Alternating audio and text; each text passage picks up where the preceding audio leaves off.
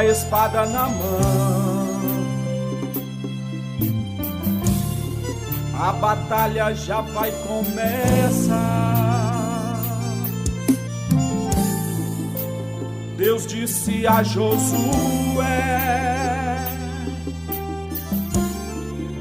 guerreia conforme a minha palavra. Não temas, estou com você.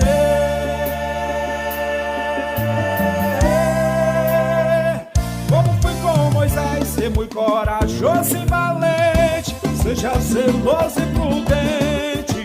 Marchando a muralha vai cair. Orando o inimigo vai fugir. Ser muito corajoso e valente. Seja zeloso e prudente. Marchando a muralha vai cair. Orando o inimigo vai fugir.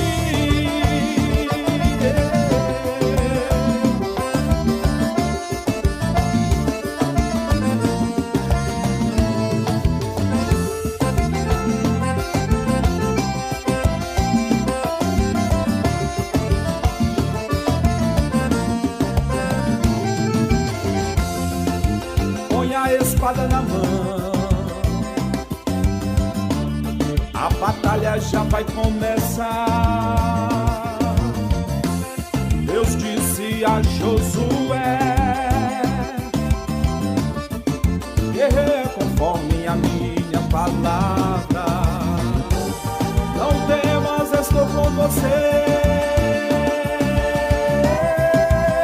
Como fui com Moisés, ser muito corajoso e valente. Seja zeloso e prudente. Marchando a muralha vai cair. Orando o inimigo vai fugir. Sendo corajoso e valente. Seja zeloso e prudente. Marchando a muralha vai cair. Orando o inimigo vai fugir.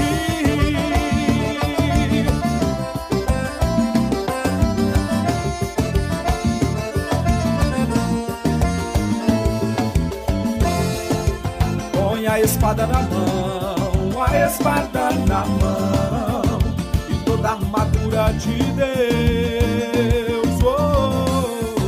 Segura o escudo da fé, conforme Efésios 6. Não temas, sou Emanuel.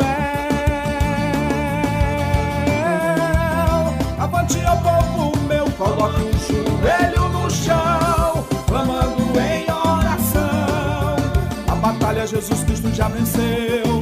Tome posse da vitória que Ele deu. Coloque um joelho no chão, clamando em oração.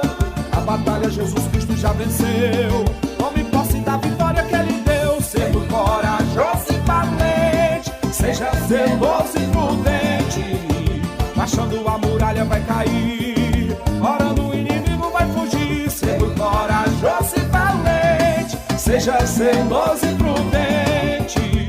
Marchando a muralha vai cair. Orando o inimigo vai fugir.